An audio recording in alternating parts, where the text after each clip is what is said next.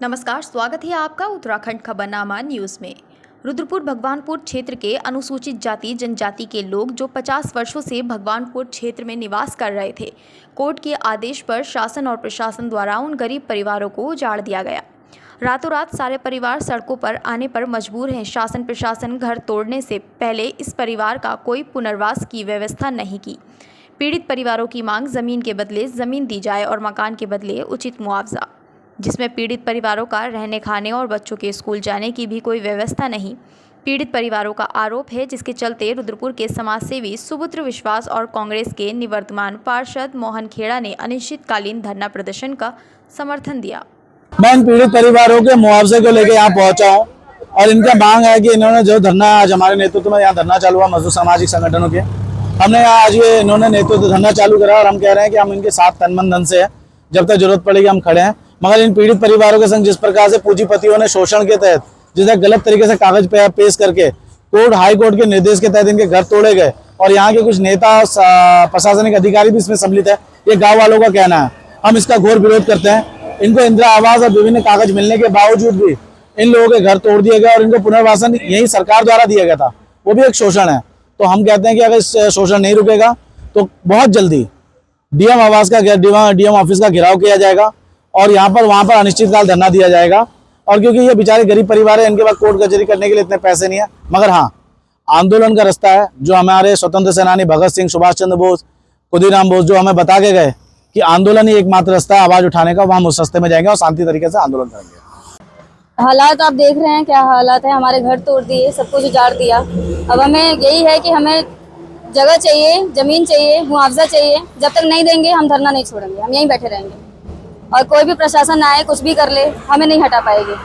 कि यहाँ पे बहुत लोग आए खाली बस बातें करते हैं, हम ये कराएंगे, हम वो कराएंगे, ये कराएंगे, बस हमारा मन रखने के लिए, हमारा मनोबल तोड़ने के लिए। एक तरह से आते हैं, बातें करते हैं और चले जाते हैं। हमें भरोसा, हमारे लोगों को ये यकीन होता है कि हाँ वो बोल कर गए हैं वो पक्का करेंगे।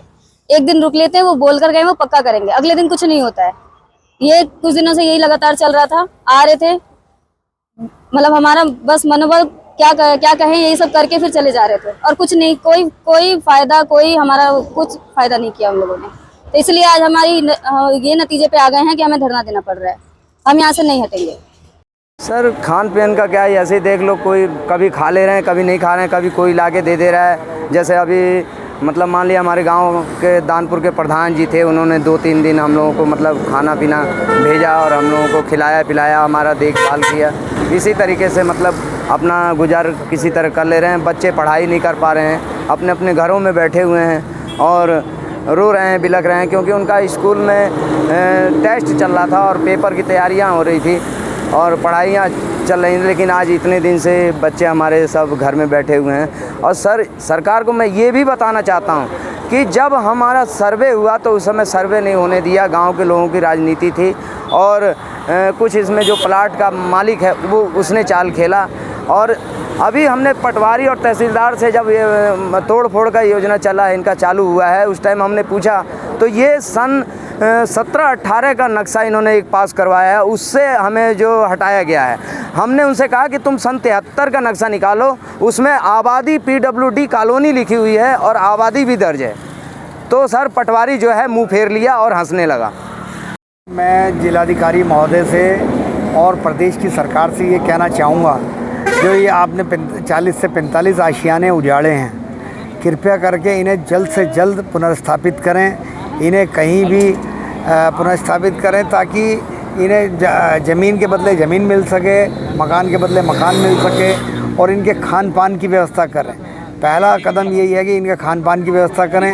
फिर बच्चे स्कूल नहीं जा पा रहे हैं और जो केंद्र सरकार का मेन मोटो है बेटी पढ़ाओ बेटी बचाओ बेटी पढ़ाओ, तो उस मोटो पे भी बड़ा कुठाराघात हो रहा है। मैं ये कहना चाहूँगा कि मोदी जी द्वारा कहा जाता है, तो मोदी जी से भी मैं अपील करना चाहूँगा, जो बच्चे स्कूल नहीं जा पा रहे हैं और यहाँ बेटियाँ स्कूल नहीं जा पा रही हैं, आप उनकी चिंता करिए। जिलाधिकारी महोदय के माध्यम से मैं ये कहना चाहूँगा कि आप कृपया करके बेटियों को की पढ़ाई की व्यवस्था कराएं, बच्चों की पढ़ाई की व्यवस्था कराएं और इनके खान पान की व्यवस्था कराएं और पुनर्स्थापित करें।